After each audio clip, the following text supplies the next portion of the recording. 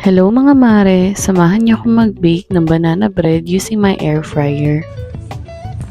Separate natin ang wet ingredients. So first, naglagay ako ng 2 eggs. First time ko mag-bake ng bread and sobrang tagal ko nang gustong mag-bake kaso lang wala akong gamit. So now, meron na akong air fryer kaya sinubukan ko na agad mag-bake. After ko malagay yung 2 eggs sa separate bowl, naglagay ako ng 1/4 cup of milk. Naglagay na rin ako ng 1/2 cup of oil. At syempre, ang ating main ingredients, ang overripe bananas, na mash ko na rin siya.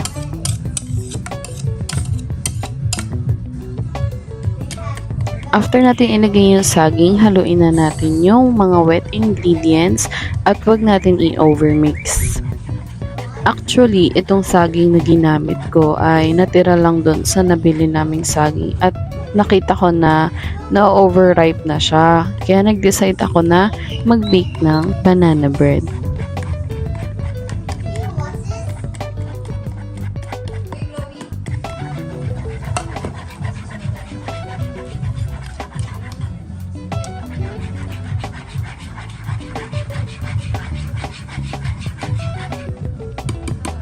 After natin haluin, maglagay naman tayo ng 1 teaspoon of vanilla. At huwag natin kalimutan ang 1 cup of sugar.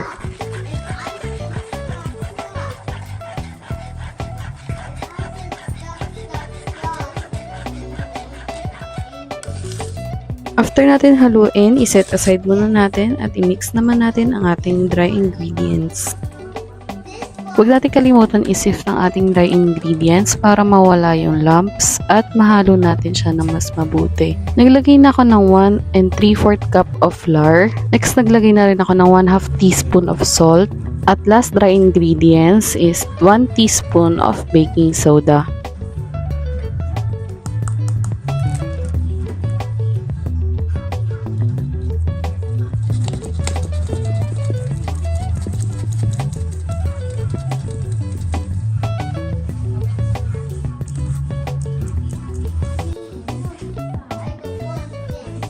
Pag incorporated na ang ating dry ingredients, pwede na natin ilagay yung wet ingredients.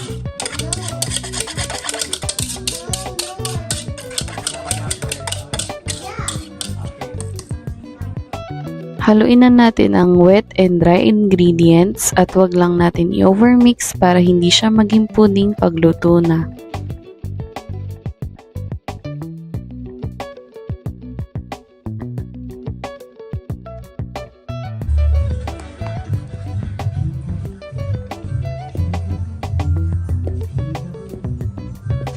After natin i-mix, ilalagay na natin siya sa aluminum pan.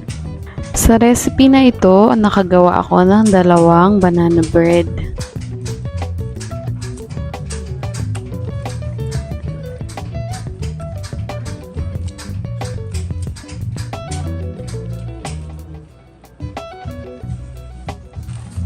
After ilagay sa aluminum pan, maglalagay naman ako ng chocolate pieces sa ibabaw niya and pwede din kayo maglagay ng sliced almonds. Kaso wala akong almonds kaya chocolate chips na lang yung nilagay ko.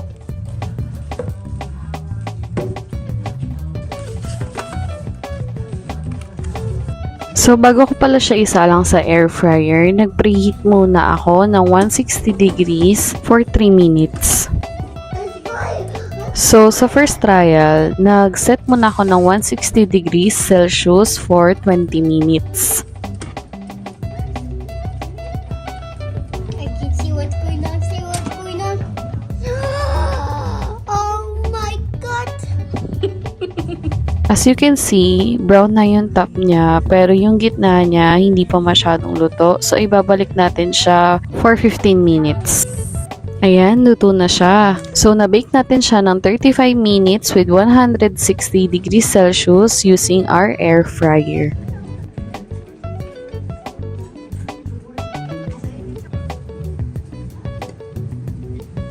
So, ayan, iwain na natin at gustong-gusto na matikman to ng anak ko at ng aking asawa.